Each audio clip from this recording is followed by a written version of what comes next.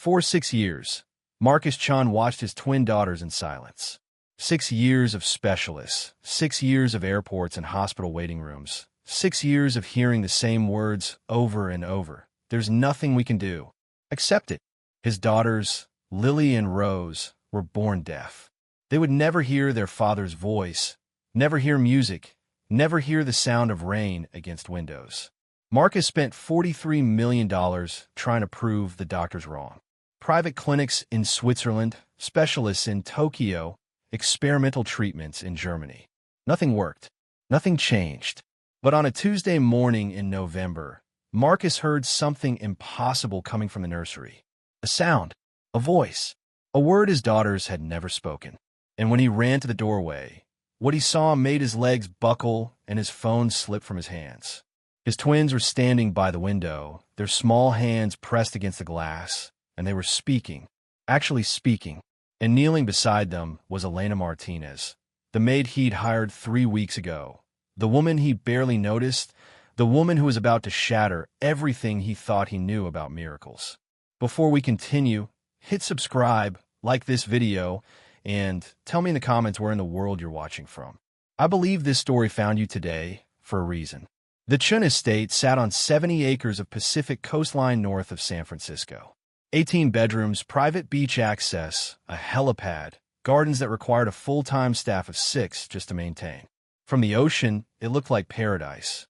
White stone, massive windows reflecting the sunset, palm trees swaying in the California breeze. But inside, the house felt like a tomb. Silence lived in every hallway. Not peaceful silence. Heavy silence. The kind that pressed against your chest and made breathing feel like work. The staff moved through the mansion like ghosts, their footsteps carefully muted, their voices never rising above whispers. They learned quickly. Mr. Chen demanded quiet. No music in the common areas. No television noise bleeding from room to room. No laughter echoing off the marble floors. Just silence. Because his daughters lived in silence, and he couldn't bear the contrast.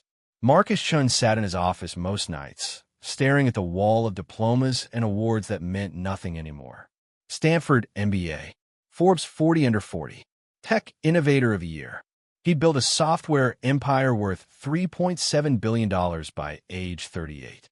He could buy anything, go anywhere, command the attention of presidents and prime ministers. But he couldn't buy his daughters' hearing. He couldn't command their voices into existence. On the wall beside his desk hung a family portrait from 7 years ago. There she was, Isabel, his wife, her dark hair falling over her shoulders, her smile bright and real, her hand resting on her pregnant belly. Next to her, Marcus looked younger, happier, whole. That was taken 4 months before the twins were born. 4 months before everything shattered. The delivery went wrong. Complications, the doctors called it. Hemorrhaging. Emergency surgery. Not enough time. Marcus held Isabel's hand while machines beeped warnings, while nurses moved with increasing urgency, while his wife's grip weakened in his palm. She looked at him with fear in her eyes, trying to speak, but the words wouldn't come, just like their daughters would be. Silent. Isabel died on the table at 3:47 in the morning. The twins were delivered by emergency C-section at 3:51. For minutes after their mother stopped breathing, Lily and Rose took their first breaths. Marcus never forgave himself for that timing. For minutes. If he'd demanded better doctors, if he'd chosen a different hospital, if he'd been paying closer attention to the warning signs, maybe Isabel would still be here. Maybe the twins would be different. Because 6 weeks after their birth, the diagnosis came. Congenital deafness. Bilateral. Permanent. Both girls. No medical explanation. No genetic marker. No reason the specialists could find. Just silence where sound should have been. Marcus did what he'd always done when faced with an impossible problem. He threw money at it. He hired the best pediatric audiologists in the world. He flew the twins to Johns Hopkins, to the Mayo Clinic, to specialized centers in Zurich and Singapore. He paid for experimental cochlear implant consultations, for stem cell research trials, for treatments that hadn't even been fully tested yet. The twins were examined, scanned, tested, prodded by dozens of specialists who all said the same thing. Your daughters will never hear. You need to accept this reality. Accept it. That phrase haunted him. How could he accept that Lily and Rose would grow up without ever hearing their mother's name? Without ever hearing the ocean that crashed outside their bedroom windows? Without ever hearing their father say he loved them? So Marcus kept searching, kept writing checks, kept hoping that somewhere someone had an answer. But with each failed treatment, each disappointed doctor's appointment, each test result that showed no improvement, Marcus withdrew further into himself. He worked longer hours, traveled more, hired more staff to care for the girls while he chased the next specialist, the next procedure, the next possibility. The twins were 6 years old now. Beautiful little girls with their mother's dark hair and their father's sharp eyes. They moved through the mansion like small shadows, always together, always silent. They communicated with each other through gestures only they understood, through looks and touches that needed no sound. But they didn't communicate with anyone else. They didn't smile at the nannies Marcus hired. They didn't reach for their father when he came home. They simply existed in their own quiet world, unreachable. Marcus had hired 14 caregivers in 6 years. Some lasted months. Most lasted weeks. 3 were fired for stealing jewelry. 1 leaked family information to the press. 2 quit after the twins refused to respond to them. The rest simply couldn't handle the silence, the isolation, the weight of caring for children who never spoke, never cried, never called their names.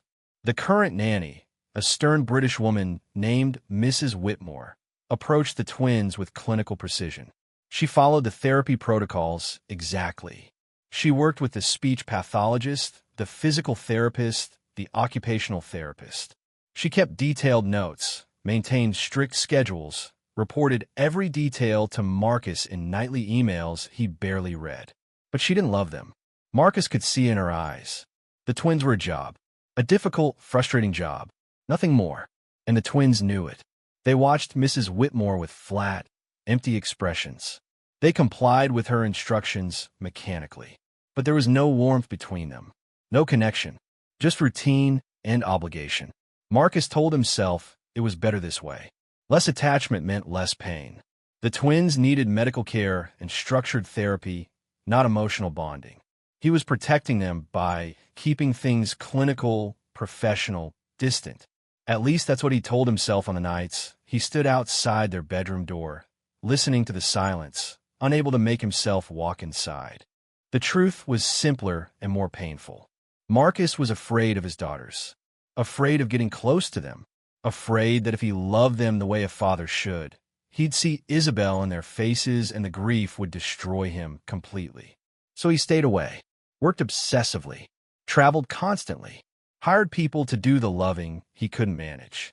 And the mansion filled with silence, day after day, year after year, until everyone forgot what joy sounded like.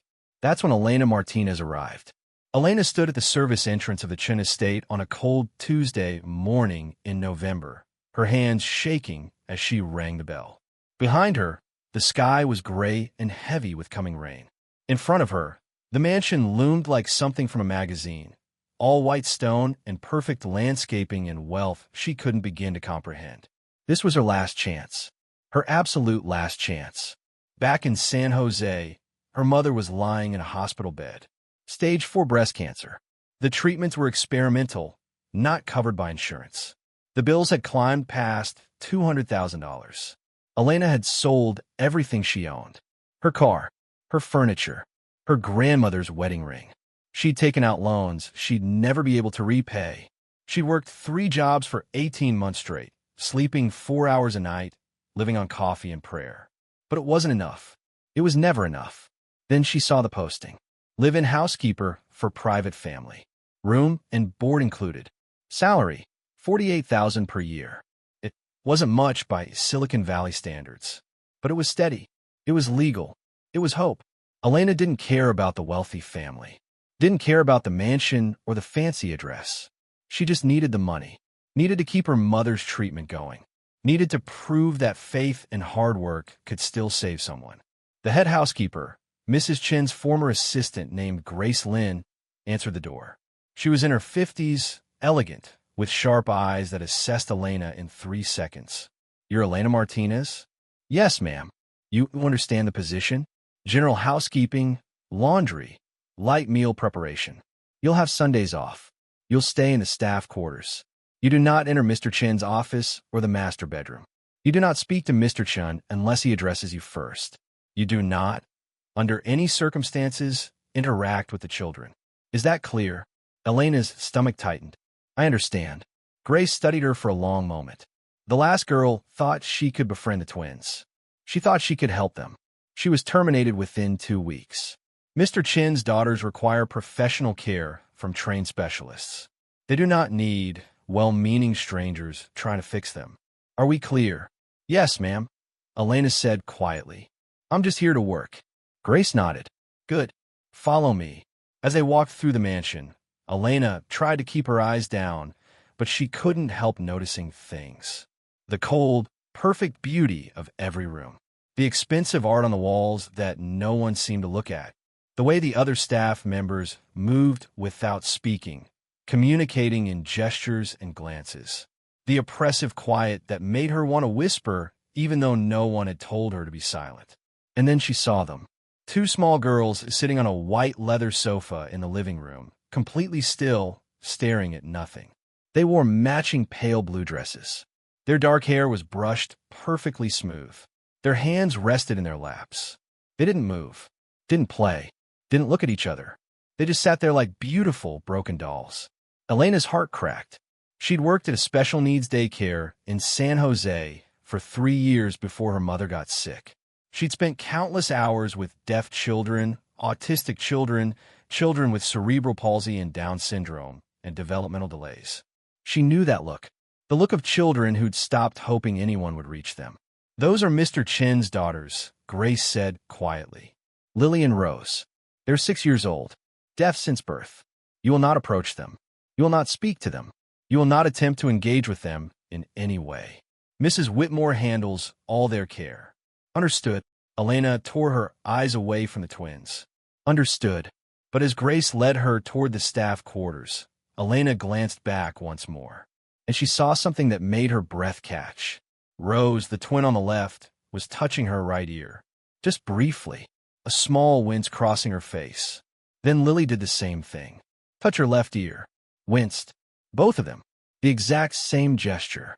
Elena's mind flashed back to her cousin Miguel. Deaf for 4 years. Doctors said it was permanent, but Elena's aunt refused to accept it. She took Miguel to a clinic in Mexico City, where a doctor finally looked deeper. Found a rare fungal infection deep in both ear canals. 2 weeks of treatment, and Miguel could hear again. Elena felt something stir in her chest. Something she couldn't name. Something that felt like knowing. But she said nothing.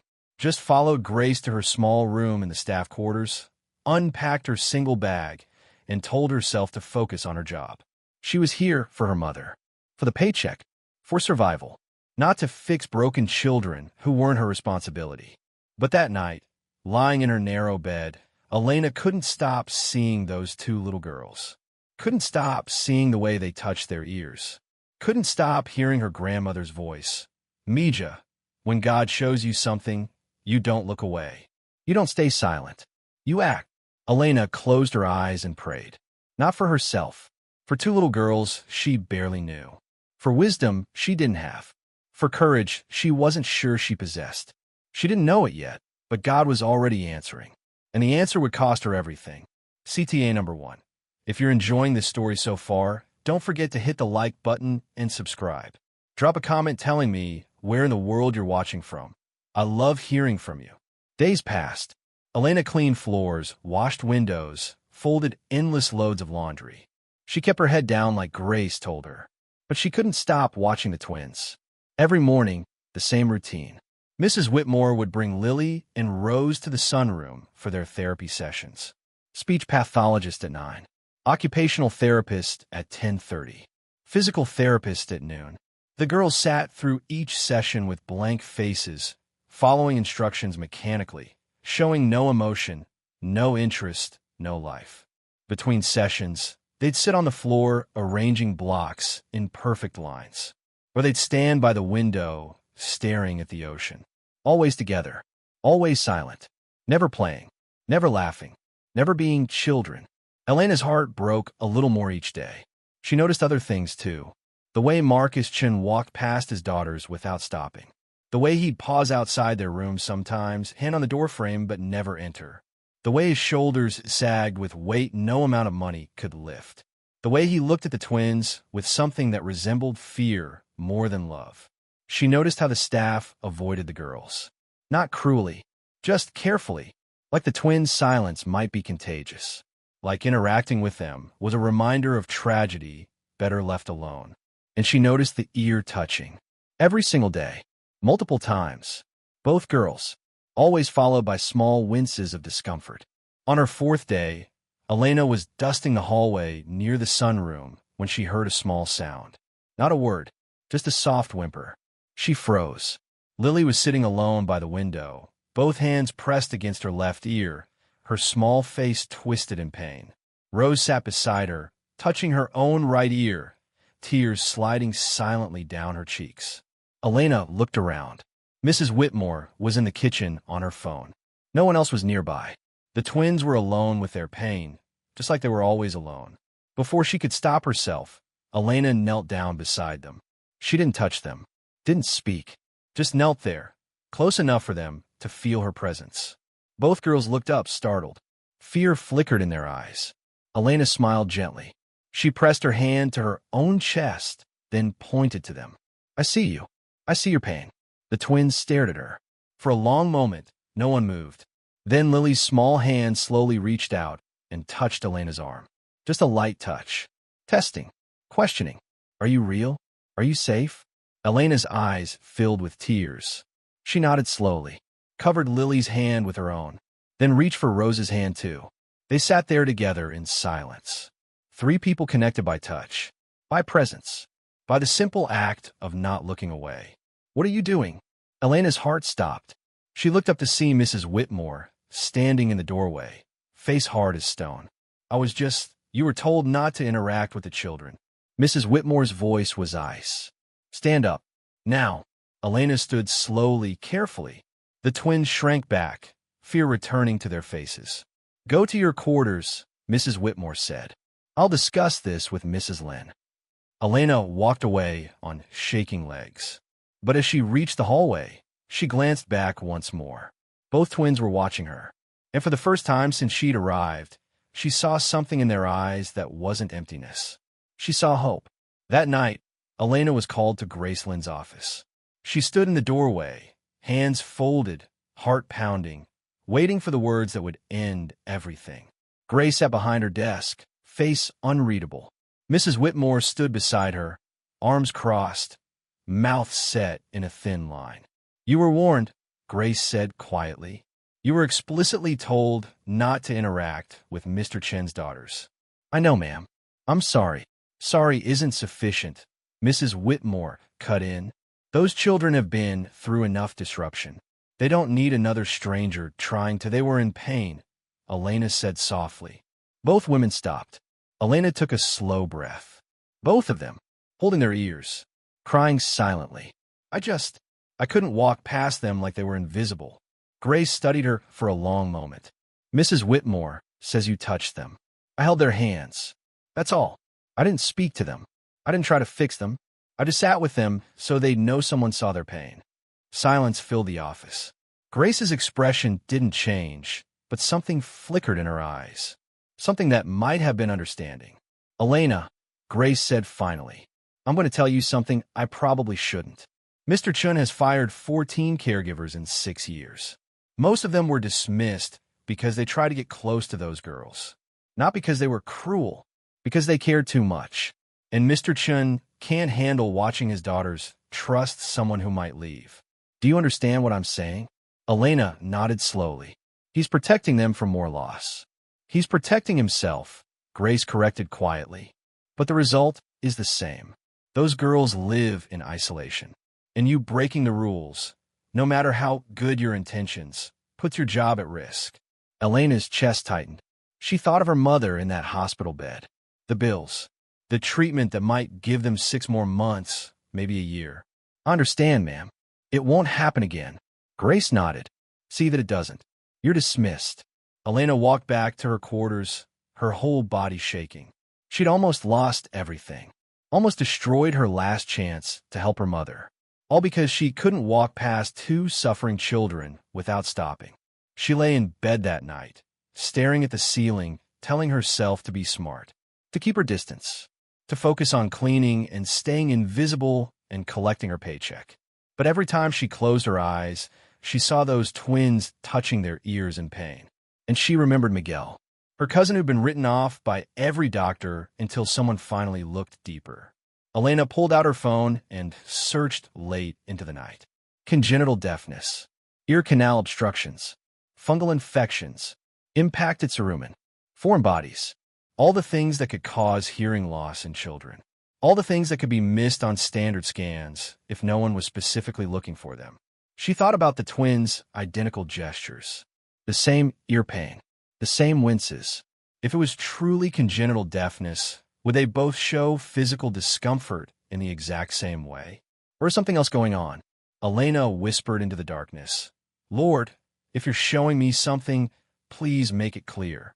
Because I can't lose this job, but I can't ignore what I'm seeing. No answer came.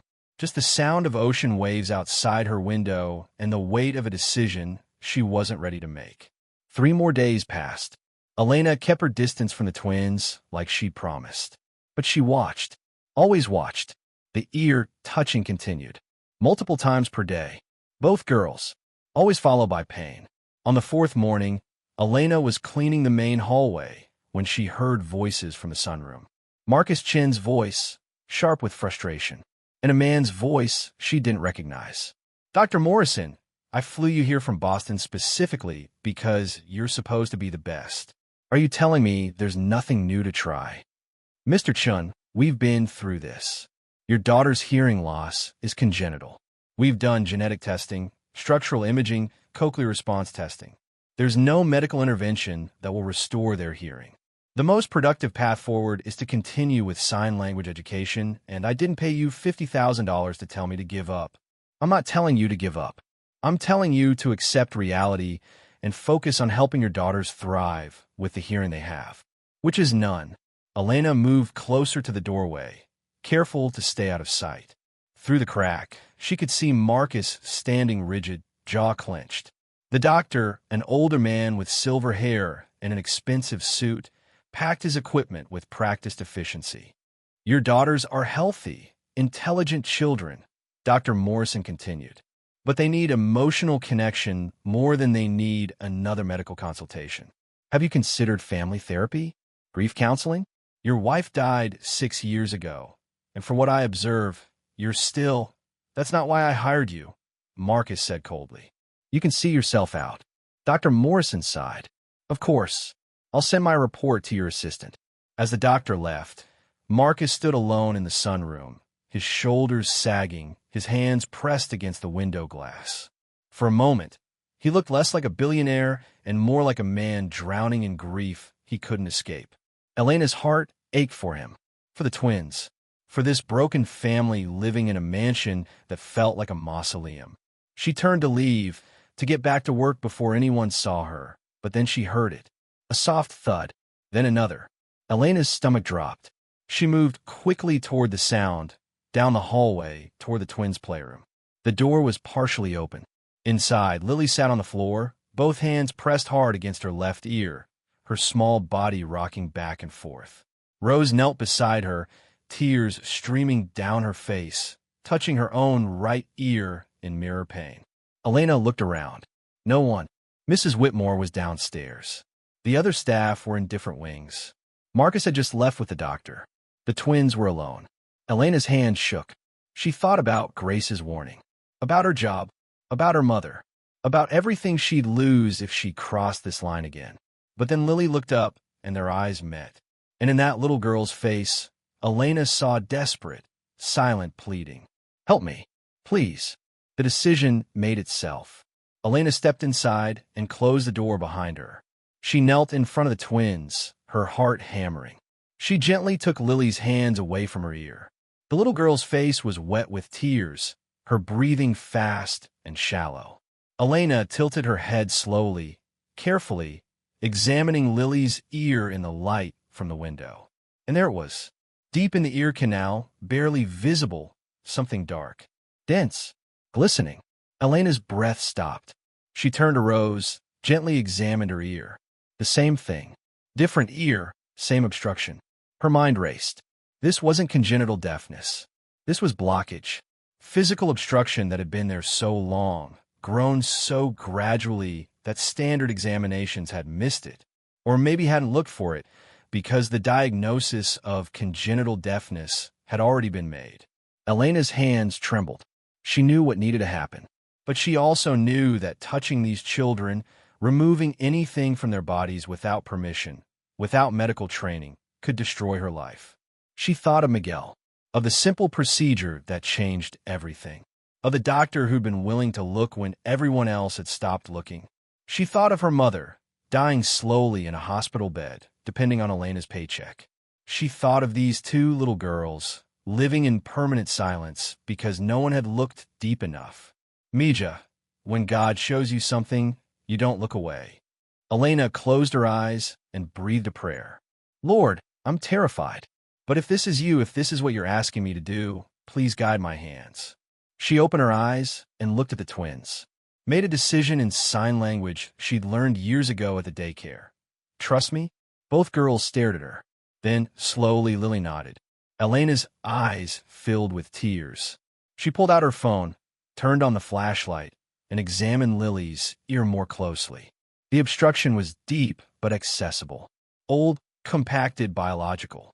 She thought about the first aid supplies in the staff bathroom, the sterilized tweezers, the irrigation solution. She had maybe 20 minutes before Mrs. Whitmore returned. Maybe less. It was now or never. Elena stood quickly, ran to the bathroom, grabbed the supplies with shaking hands. When she returned, both twins were watching her with wide, scared eyes. She knelt again, showed them the tweezers, made gentle gestures. I'll be careful. I promise. Lily leaned forward first, trusting in a way that shattered Elena's heart. Elena steadied her hand, whispered another prayer, and carefully, slowly, moved the tweezers into Lily's ear canal. She could feel it, dense, stuck, years of build-up pressing against the eardrum. She hooked it gently, applied the slightest pressure, pulled. Resistance. She tried again. Gentle, careful, slow. Then, release. The mass slid free, dark and wet, years of obstruction that had stolen this child's hearing. Elena stared at it in horror and wonder. Then she heard something that made her heart stop. Lily gasped, a real gasp, audible, sharp, shocked. The little girl's hand flew to her ear. Her eyes went impossibly wide. She looked around the room like she was seeing it for the first time. Then she pointed at the air conditioning vent. Her mouth opened. A sound came out, rough, unpracticed but real. She whispered, hearing the vent's vibration for the first time in her life. Elena's tears fell. Yes, baby, that sound. You can hear it. Lily turned to her sister. Her mouth moved, trying to form words she'd never spoken. Rose. Rose. Rose was staring at her twin in shock and confusion. Then she pointed to her own ear, desperate, pleading. Elena's hands shook violently, but she moved to Rose, repeated the process. Gentle insertion, careful hook, slow extraction. The obstruction came free. Rose's reaction was even more dramatic. She gasped, then screamed. Actually screamed, a sound of pure shock and overwhelming sensation. Her hands flew to her ears, covering them, as if the rush of sound was too much, too fast. Both twins were crying now. Loud, messy, beautiful tears. The first sounds of emotion they'd ever made. They heard their own sobs and cried harder, startled by the noise, by their own voices, by the explosion of sound that had been silent their entire lives. Elena pulled them both close, holding them as they shook, as their world transformed in seconds. You can hear, she whispered. Oh, thank you, Jesus. You can hear. And then what have you done? Elena's entire body went cold.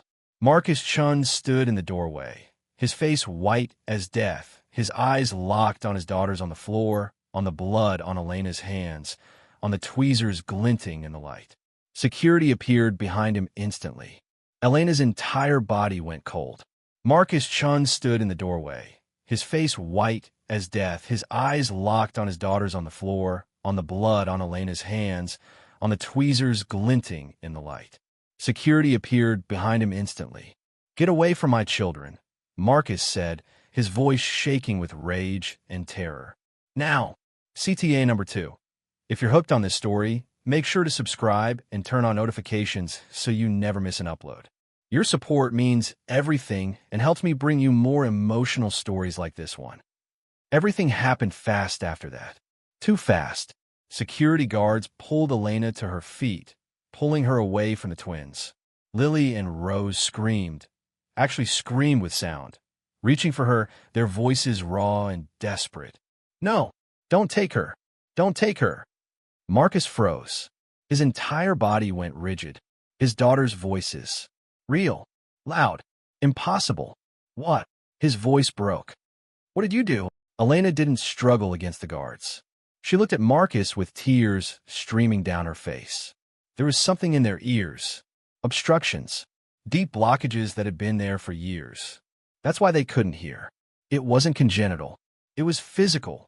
She held out her hand, showing him the dark masses in her palm. "This is what was stolen from them. This is why your daughters have lived in silence." Marcus stared at the obstructions, his face cycling through emotions too fast to name. Shock. Disbelief. Horror. Hope. "You're not a doctor," he whispered. "You could have killed them. You could have, Dad." The word cut through everything else. Lily stood on shaking legs, her small voice loud and cracking. "Dad, I can't hear you. I can hear your voice." Rose joined her. We can hear everything." Marcus's legs buckled. He dropped to his knees right there in the doorway, his hands shaking, his breath coming in gasps. His daughters ran to him, threw their arms around his neck. And for the first time in their lives, they spoke to their father. "Your voice is deep," Lily said, wonder in every word. "It's Rumblai," Rose added, touching his throat. Marcus made a sound somewhere between a laugh and a sob. He pulled his daughters close, his whole body shaking. "I can't hear you," he whispered. "Oh my God, I can't hear your voices." But then his eyes found Elena again, being held by security, and the fear returned. "Take her to my office. Call the police." Mr. Chen. Grace Lynn appeared in the hallway, her phone in her hand, her face pale. "Sir, you need to see this." She handed him her phone. On the screen was an email from Dr. Morrison's office. Attached files, medical records, scans from 3 years ago. Marcus opened them with shaking hands. There, circled in red on multiple images, were notations. Bilateral obstruction noted. Dense foreign material present in ear canals. Recommend immediate removal procedure. Marcus's face went white, then red, then white again. "They knew," he whispered. "They saw it. 3 years ago." Grace nodded slowly. "There's more, sir. I called Dr. Morrison's office. His assistant said the follow-up procedure was scheduled, but your account was flagged for ongoing treatment protocol. No removal was ever performed because my money was too profitable." Marcus finished, his voice hollow. "Because keeping my daughters deaf meant keeping me desperate, keeping me paying." He looked at the twins, at their small, confused faces, at the life that had been stolen from them by doctors more interested in billing than healing. Then he looked at Elena, this maid, this woman with no credentials, no authority, no medical training. This woman who'd risked everything to do what a dozen specialists had refused to do. She'd saved his daughters, and he'd almost had her arrested. Marcus stood slowly, walked over to where the guards still held Elena's arms. "Let her go," he said quietly. The guards released her immediately. Marcus stood in front of Elena, this woman who'd brought his daughters back to life, and tears streamed down his face. "I'm sorry," he whispered. "I'm so sorry." Elena shook her head. "You didn't know. No one knew." "You knew," Marcus said. "You saw what everyone else missed. You paid attention when teams of specialists stopped looking." His voice cracked. "How did you know?" Elena wiped her eyes. "My cousin. He was deaf for 4 years. Same thing. A blockage everyone missed until someone finally looked deep enough. When I saw your daughters touching their ears, showing pain, I recognized it. She took a shaky breath. I know I shouldn't have acted without permission. I know I could have hurt them. But they were suffering, and I couldn't. I couldn't just walk away. Marcus's face broke completely. This man who controlled billions, who commanded empire, who never showed weakness, fell to his knees in front of a maid. "Thank you," he sobbed. "Thank you for seeing them. Thank you for caring. Thank you for doing what I should have done years ago." Elena knelt beside him. "They're your daughters, Mr. Chen. They've always been yours. I just opened a door." Behind them, Lily and Rose stood watching, hearing their father cry for the first time, hearing their own breathing, hearing everything. Rose walked over slowly, touched her father's wet face. "Why are you sad?" she asked, her voice small and new. Marcus pulled both girls close. "I'm not sad, sweetheart. I'm so happy I can hear your voice." The hospital confirmed it the next morning. Simple obstructions. Years of build-up that standard scans had missed because no one was looking for them. The twins' hearing was perfect. Always had been. Just blocked. Marcus fired every doctor who'd examined his daughters and missed it. He didn't care about the money they'd taken. He cared that they'd stolen 6 years from his children. But that afternoon, something else happened. Elena packed her small bag in the staff quarters. Grace had paid her through the month, added a generous bonus, told her she was free to go. No charges, no consequences, just gratitude and goodbye. Elena understood. She'd crossed lines, broken rules. She'd gotten lucky, but Marcus Chen couldn't keep someone on staff who'd acted without authority, no matter how it turned out. She was carrying her bag down the hallway when she heard it. "Where's she going?" Elena turned. Lily and Rose stood in matching yellow dresses, their faces confused and scared. "Don't leave," Lily said, her new voice breaking. Rose ran forward, grabbed Elena's hand. "Please stay. We need you." Elena knelt down, tears already falling. "Your dad needs someone with real training, sweethearts. Someone professional." "We don't want professional," Lily whispered. "We want you." Footsteps. Elena looked up to see Marcus standing at the end of the hallway, his face soft in a way she'd never seen. "Elena," he said quietly, "can we talk?" They sat in his office, the family portrait of Isabel watching from the wall. "I spent $43 million trying to fix my daughters," Marcus said. "I hired the best specialists on Earth. I flew across continents. I trusted credentials and degrees and reputations." He looked at her directly. "But you saw them. You actually looked at them, paid attention to their pain, and acted when no one else would." Elena shook her head. You love them," Marcus interrupted. "That's what you did. You loved 2 little girls who weren't your responsibility, who you've been explicitly told not to touch. And your love gave them their hearing back." He stood, walked to the window. "I've been a terrible father. Distant, afraid, using my grief as an excuse to hide from the children who needed me most." He turned back. "But I want to change. I want to learn. I want to be present for them." "That's good," Elena said softly. "They need you. They need you too," Marcus said. "Not as a maid, as part of this family. I'm asking you to stay. Help me learn how to reach them. Teach me how to be the father I should have been 6 years ago." Elena thought of her mother, the hospital bills, the treatment that might give them more time. "My salary couldn't possibly. I'll cover your mother's medical expenses," Marcus said. "All of it. Every treatment, every medication, every specialist. And I'll pay you whatever you need to stay here and help me rebuild this family." Elena's breath caught. "Why?" "Because you did the impossible," Marcus said simply. "You gave my daughters their voices. Now I'm asking you to help me find mine." 6 months later, the Chen mansion sounded different. Laughter echoed through the hallways. Music played in the sunroom. The twins ran barefoot through the gardens, shouting to each other, their voices loud and free and beautiful.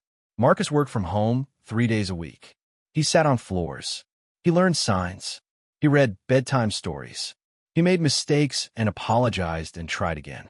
Elena became an Elena. Not staff. Family. One evening, as the sun set over the Pacific, the 4 of them sat on the beach. Lily and Rose played in the sand, their voices mixing with the sound of waves.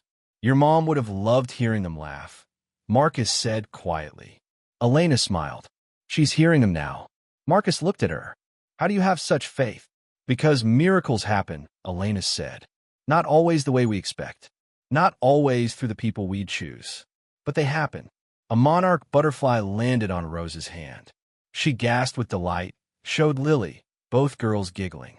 That's Isabel, Marcus whispered, tears in his eyes. Telling me she approves. Elena squeezed his hand. She's proud of you. Proud of who you're becoming. The twins ran over, sandy and happy. Dad, did you see the butterfly? Marcus pulled them close. I saw it, sweetheart. I saw everything. And for the first time in 6 years, the Chen family was whole. Thank you so much for watching until the end.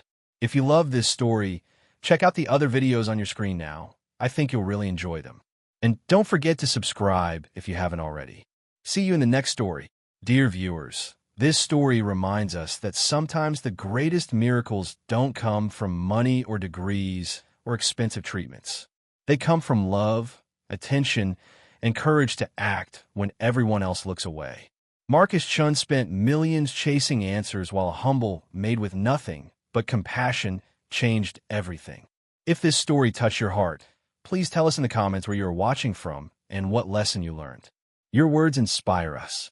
Don't forget to like, subscribe, and share with someone who needs a reminder that miracles still happen.